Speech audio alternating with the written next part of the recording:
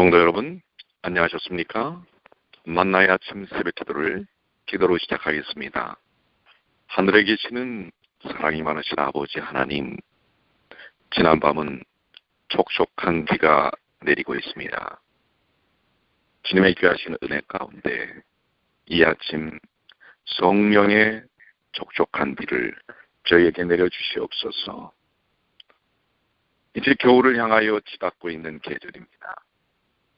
저희의 영적인 삶에 때로는 고난이 오고 어려움이 있을지라도 오직 태양 되시는 주님을 바라보며 모든 것을 극복하고 이겨내는 승리하는 주님의 귀한 자녀들이 되게 하여 주시옵소서.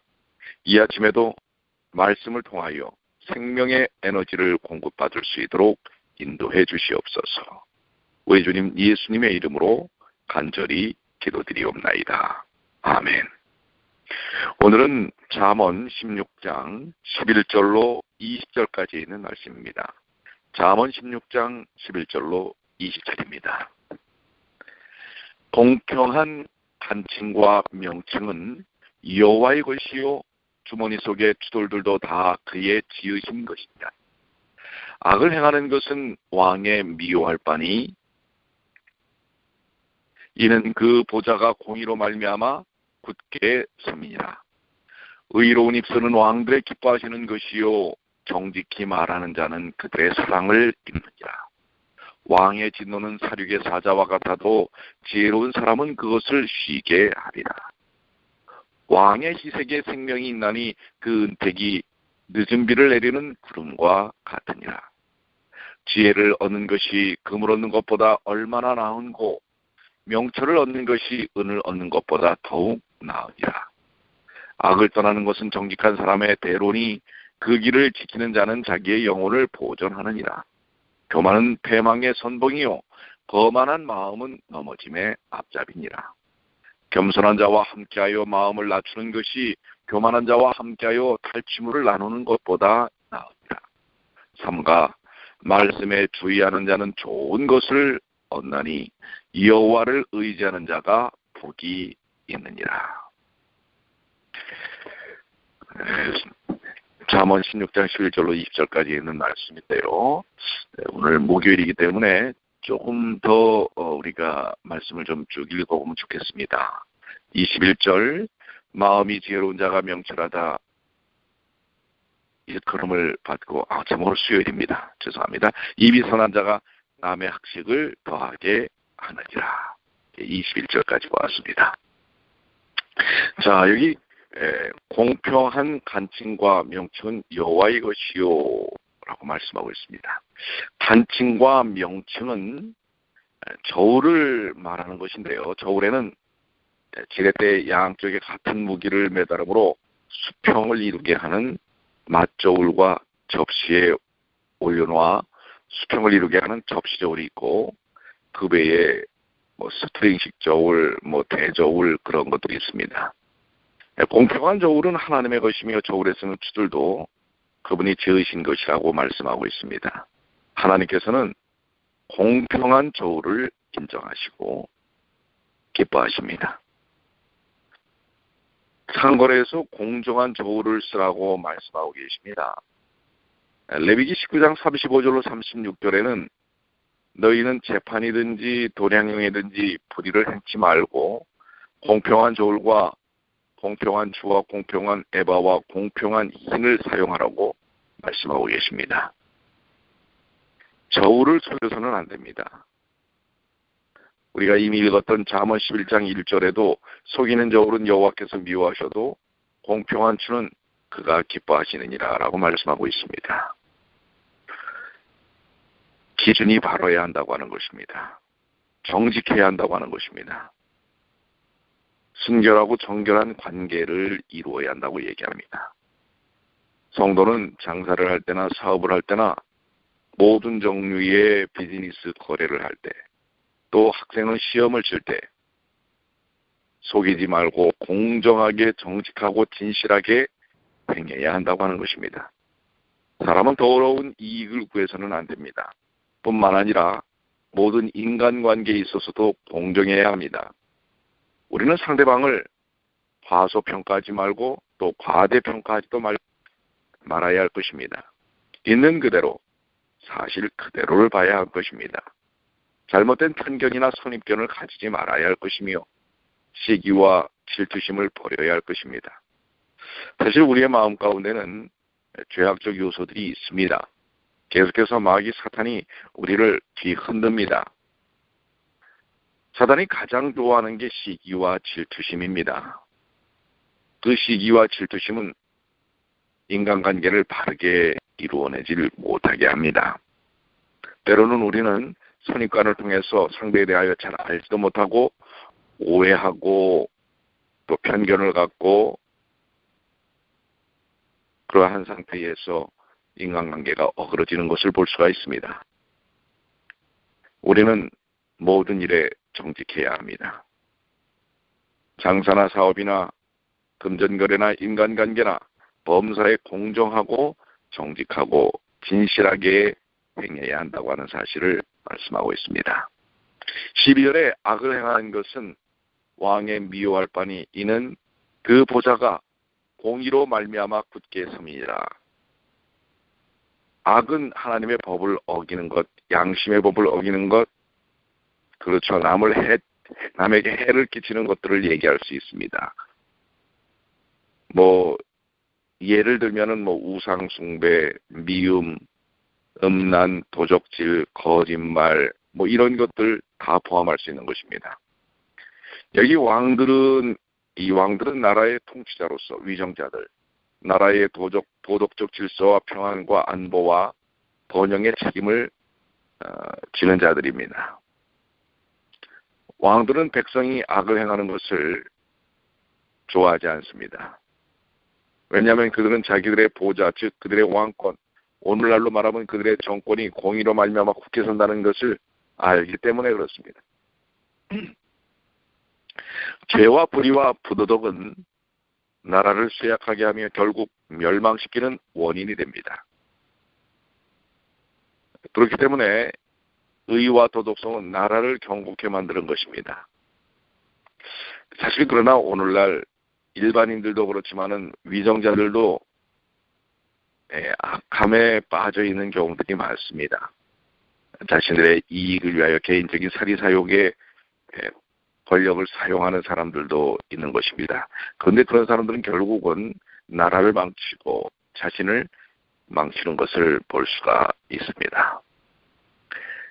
우리는 악함에서 벗어나서 개인적인 삶이나 가정의 삶이나 교회나 사회나 국가가 바르게 든든히 서야 할 필요가 있다는 것을 기억해야 할 것입니다. 13절 의로운 입술은 왕들의 기뻐하는 것이요 정직히 말하는 자는 그들의 사랑을 입느니라. 그렇지요. 14절입니다. 왕의 진노는 살육의 사자와 같아도 지혜로운 사람은 그것을 쉬게 하리라. 통치자의 권세를 가진 왕이 진노하면 살육의 사자와 같이 무섭습니다. 물론 오늘날은 민주세계에 이런 절대 권력을 갖고 있지는 않습니다. 그러나 예전에 왕이라고 하는 것은 절대 권력을 갖고 있습니다.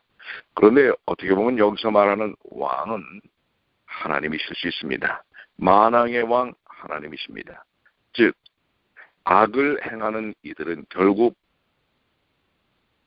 심판에 쓸 수밖에 없다고 하는 것입니다. 그러나 말씀을 따라 온전히 하나님의 그 생명의 길을 가는 사람들은 그것을 쉬게 한다고 하는 것입니다. 진노를 벗어날 수 있는 것입니다. 사실 오늘날 하나님을 두려워하지 않는 사람들이 이 세상에 너무나 많습니다. 그로 인하여 만홀히 행하고 하나님에 대한 경외심을 잃어버린 많은 이들이 세상 가운데 가득합니다. 적그리스도적인 사상을 가질 뿐만 아니라 아주 반기독교적인 적대적인 마음을 갖고 있는 사람들도 오늘날 많습니다. 그럴 뿐만 아니라 아주 조직적으로 그런 일들을 행하고 있다고 하는 것입니다. 며칠 전에 제가 한 기사를 통해서 노르웨이의 한 기업은 기독교인은 아예 입사 시험에 받지도 않는다고 하는 것입니다. 그것이 자기들이 갖고 있는 문화적 특성을 기독교 사상이 파괴했다고 이야기합니다. 그 기업이 주장하는 노르웨이의 정신은 뭐냐면, 성적인 부분에 있어서도 남자와 여자가 정상적인 부부관계를 통해서 한 남자와 한 여자가 사랑을 나누는 그러한 삶은, 그것은 기독교적인 사상이다라는 것입니다.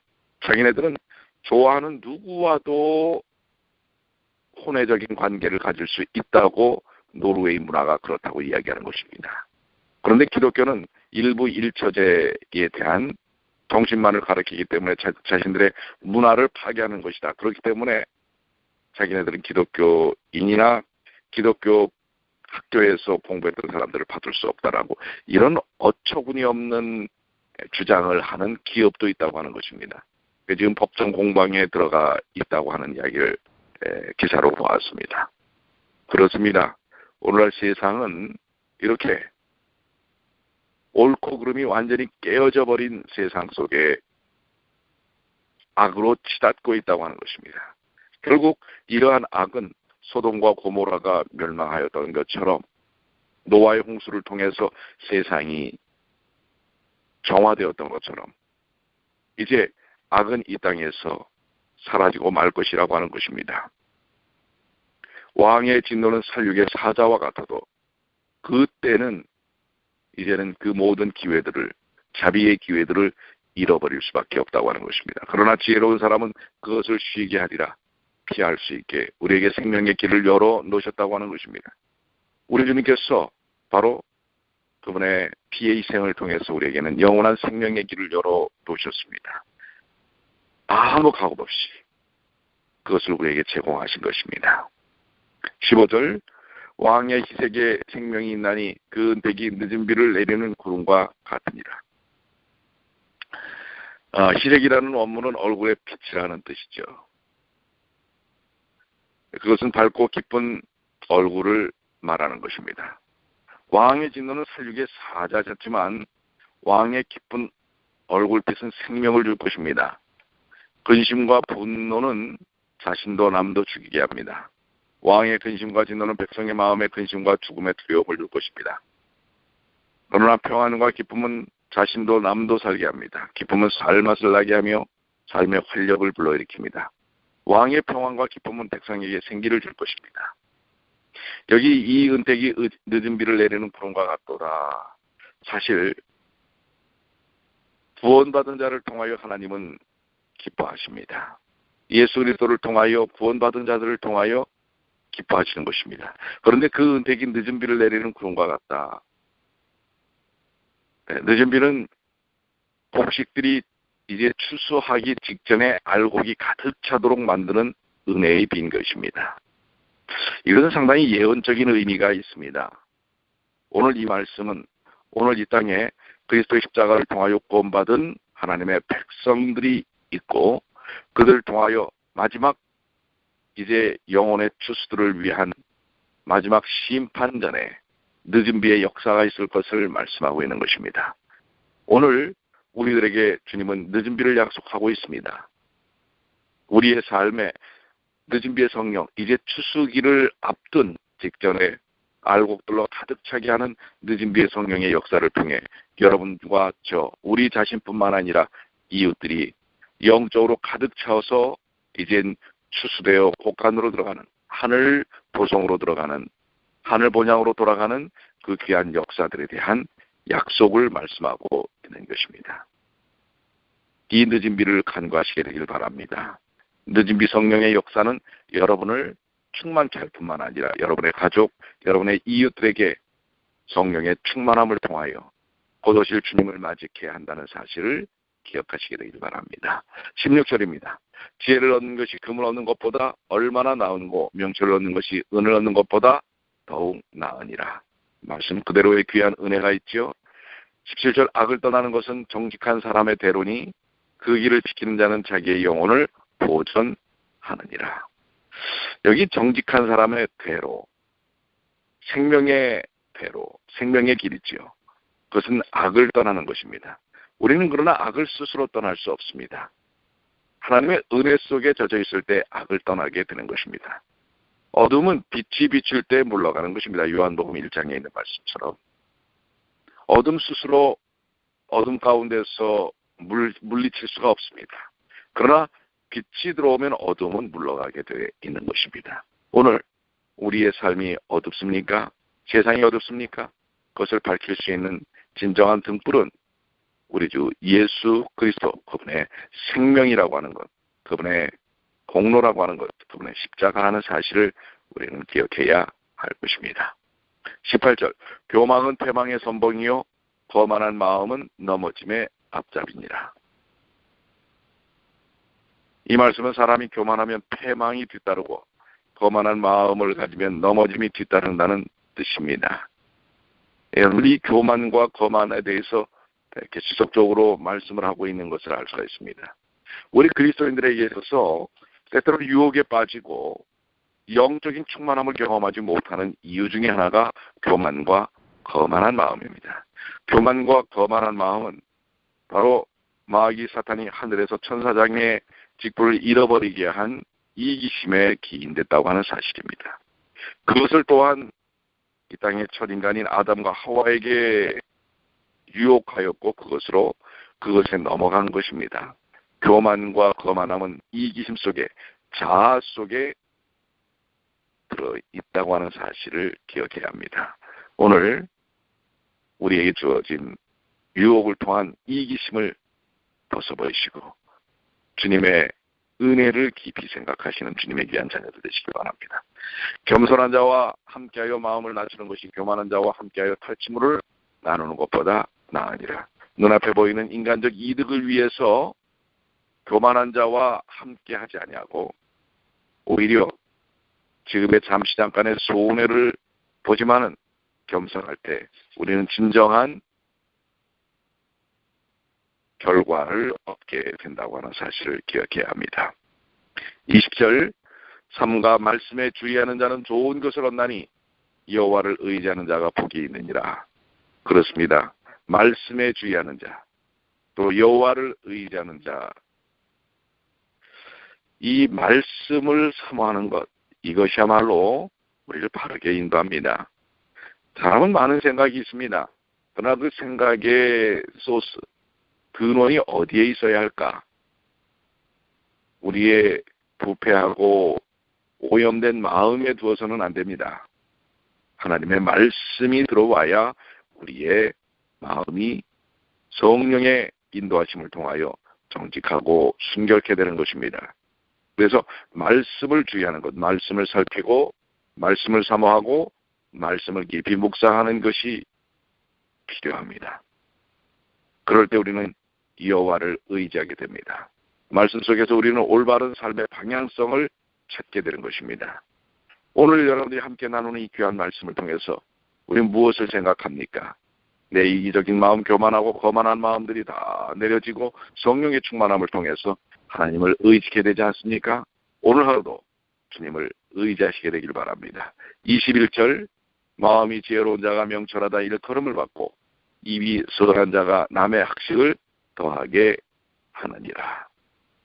특별히 여기 입이 선한 자가 남의 학식을 더한다라는 말, 이것은 지혜로운 자와 입이 선한 자를 같은 부류에 두는데요. 선하다라는 것은 매력적이다라는 것입니다. 입이 선하다라는 것은 매력적으로 다른 사람들을 이렇게 격려하고 은혜로운 말을 하는 입술을 얘기합니다. 여기 남의 학식이라는 말은 단순히 지식이라는 말인데 이것은 듣는 이의 지식뿐만 아니라 말하는 이의 전달 능력, 즉 설득력을 의미한다고 얘기할 수 있습니다. 그래서 한 영어 성경에는 이것을 말의 달콤함은 설득력을 증가시킨다. 말의 매력은 설득력을 증가시킨다. 그래서 다른 사람에게 지혜를 준다고 하는 것입니다. 그래서 우리가 다른 사람들에게 매력적인 말, 따뜻한 말, 아름다운 말을 통해서 다른 사람들에게 지혜와 깨달음을 줄 수 있다는 사실을 이야기하고 있는 것입니다. 오늘 하루도 주님의 은혜 가운데서 매력적이고 따뜻하고 달콤하고 격려하는 귀한 말을 통해서 다른 사람들에게 희망을 주는 귀한 하루, 또 오늘 말씀을 통해서 여러분들 자신도 희망을 갖는 하루가 되시기를 간절히 축원합니다. 이제 가을비 후에는 날씨가 많이 추워질 것입니다. 우리도 이 계절의 겨울을 준비하듯이 영적인 겨울을 준비해야 할 것입니다. 때때로 다가오는 영적 도전들을 우리는 말씀과 은혜를 통하여 준비해야 할 것입니다. 오늘도 승리하시는 귀한 하루가 되시기를 간절히 축원합니다. 기도하시겠습니다. 아버지 하나님, 오늘 주신 말씀을 통해 저희가 늦은 비에 풍성한 은혜를 경험할 수 있도록 도와주시옵소서. 가을을 깊이 이제 겨울로 치닫게 하는 가을 비가 내리고 있습니다. 늦은 비입니다. 오늘 저희의 심령에도 마지막 심판을 향하여 달려가는 영적 삶에 풍성한 알곡으로 채워지는 늦은 비 성령의 역사를 경험할 수 있도록 도와주시옵소서. 오늘도 겸손히 주님 앞에 무릎 꿇고 주님의 말씀을 받아 우리 자신이 기쁨과 은혜가 넘칠 뿐만 아니라 다른 사람들에게도 평화를 전하는 주님의 귀한 자녀들이 되도록 도와주시옵소서. 주께서 함께해 주심을 믿고 감사드리며 우리 주님 예수님의 이름으로 간절히 기도드리옵나이다.